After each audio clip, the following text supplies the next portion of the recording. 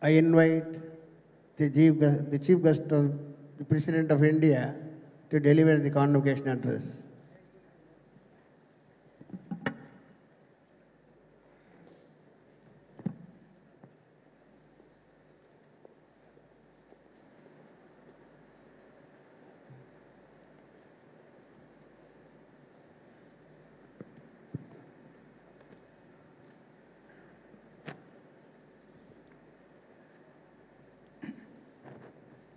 Dr. K. Rosaya, Governor of Tamil Nadu, Dr. D.P. Achumanu, Chancellor, SRM University,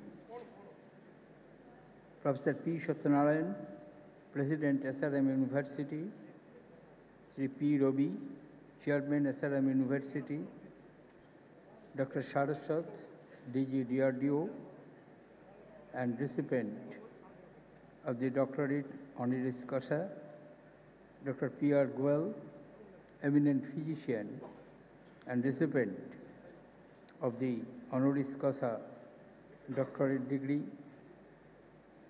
Dr. R. Shiv Kumar, M. Punabhaiku, T.P. Ganeshan, P. Thangaraju, Dr. N. Sethuraman, S. Punuswamy, members of the faculty, distinguished guests, dear students, ladies and gentlemen. It's indeed a happy occasion to participate in the convocation of the SRM University. It is a pleasure to be amongst so many brilliant young minds. I'm happy to know that SRM University today is multi-stream university with over 33,000 students and 2,300 faculty members, offering a wide range of programs in engineering, management, medical science, and humanities. Students have a wide choice of cutting-edge programs, including nanotechnology, bioinformatics, genetic, engineering, remote sensing, and GIS embedded systems, computer forensics, and many other disciplines whichever they choose. University has a Shivaji Ganeshan Film Institute, which offers BSc in film technology, the first of its kind in India. An IS coaching academy, which offers training for the civil service examinees, is also functioning from here.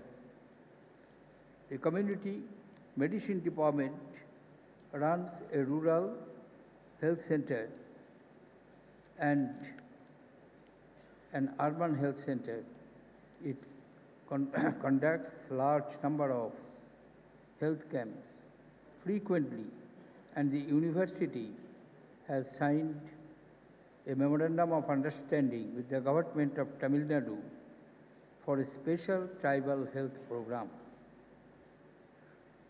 I believe SRM University is also the first private university in India to design, develop, and launch a satellite, the SRM SAT, in collaboration with Indian Space Research Organization.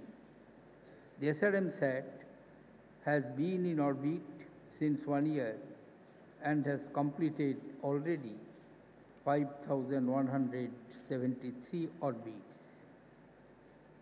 I am delighted to know that foreign faculty members, flexible and dynamic curriculum, exciting research and global connections are some of the important features that set SRM apart. In the context of meeting the objectives of the higher education, in today's competitive world, the SRM University has played an outstanding role for the last 27 years, and I compliment them for this role. Ladies and gentlemen, the country's economic progress is dependent on several critical factors. The quality of our human resources is amongst the most important of them. Higher education is the key to making available a large pool of skilled manpower for our nation in every aspect. Higher education not only decides a student's career prospect, but also shapes his or her personality. Our country's education system is burdened with demand for both quantity and quality. Numbers of students who seek admissions in the universities today far exceed the capacity of the government educational institutions. We need many more universities to be able to address the demands of higher education, and along with quality of the educations must be maintained. The standards of higher education in India today need improvement. In ancient India, there was a time when universities like Nalanda and Taxila used to invite the students from far and abroad. Today, our students are going to Europe and America for higher studies. We need universities to provide quality education that meet international benchmarks. We must change the reality of our universities for not figuring amongst the top 200 universities and institutions in the world. Indian universities should aim at becoming top educational institutions in the world with global standards of research, teaching, and learning. With unlimited demands and limited resources, it is important that the private sector also contribute its best to the provision of higher education. The private sector has played a key role in higher education in many other countries in the world. Many of the top universities of the world today, whether it is Harvard, Yale, or Stanford, are the result of this private investment and initiative. There is no reason what may happen in Europe and America, why it can't happen in India.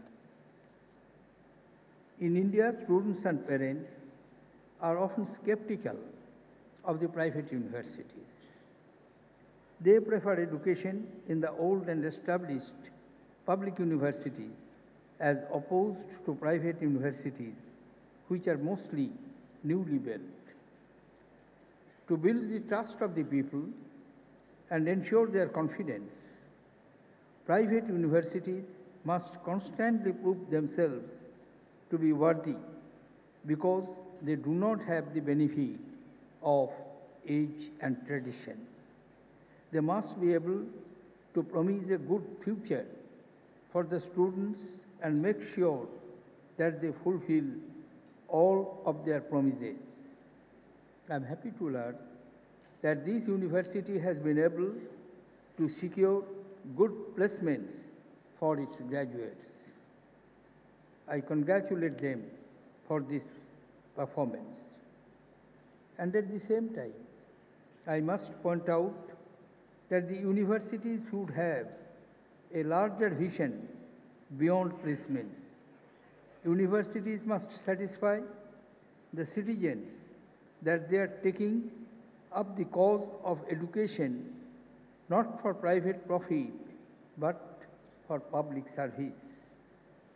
On this occasion, may I remind the observations made by Pandit Madan Mohan Malviya, founder of Benares Hindu University, when he observed that the universities should not merely turn out men and women as engineers, scientists, doctors, merchants, theologians, but also as people of high character, probity, and honor, whose conduct throughout its life showed that they bear hallmark of a great university.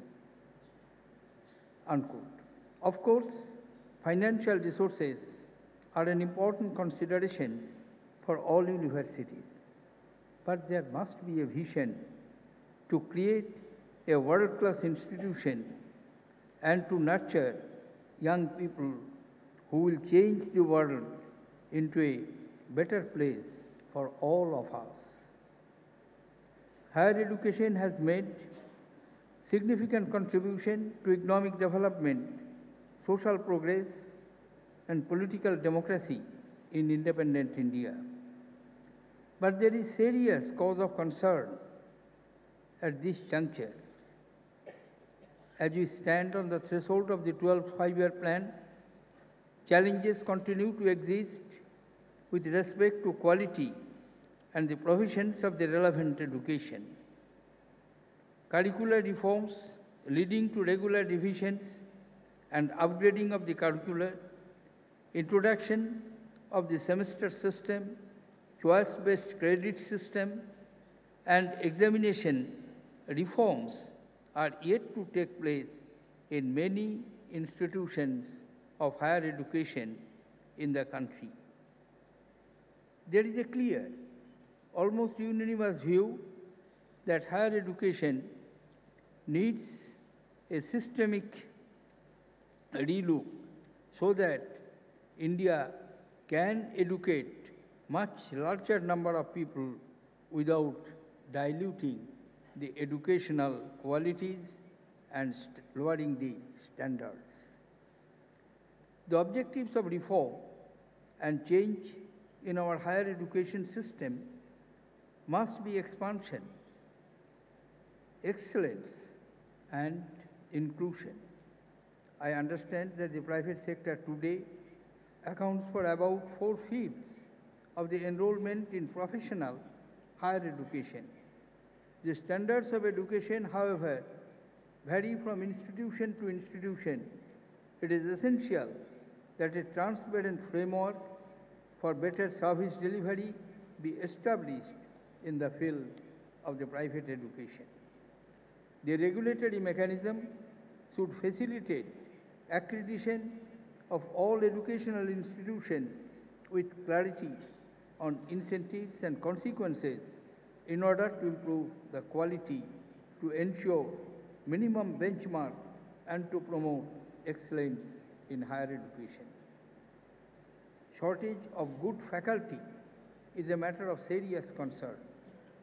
While the requisite number of good quality teachers cannot be made available overnight, we must tackle the problem by bringing in innovation and introducing new teaching methodologies such as technology-enabled learning and collaborative information and communication technology. Our teachers must be expected to large number of the refreshers course and seminars so as to upgrade their qualities and standards with the latest concepts in their own respective discipline. The SRM University has made a name for itself by imparting quality higher education in the private sector. It should now strive to spread to other institutions in the country some of the models of teaching and curricula which are novel and can be replicated in other areas. The International Advisory Board it has established, which advises the university on research, curricula, and teaching methodology, as well as the Corporate Advisory Board, which evaluates its engineering and management program based on industry trends are important innovations which need to be adopted by many other such institutions. The SRM University's program of arranging opportunities for students and faculty to meet Nobel laureates is a new and worthy special mentor at this regard. I congratulate the Chancellor, Vice Chancellor, faculty members, teachers, non-teaching staff of SRM University for their achievements and wish the university continued success in grooming young men and women to emerge as the leaders of their chosen walks of life. As I have already pointed out, education should be seen as a stepping stone to character building and societal development and commitment. I hope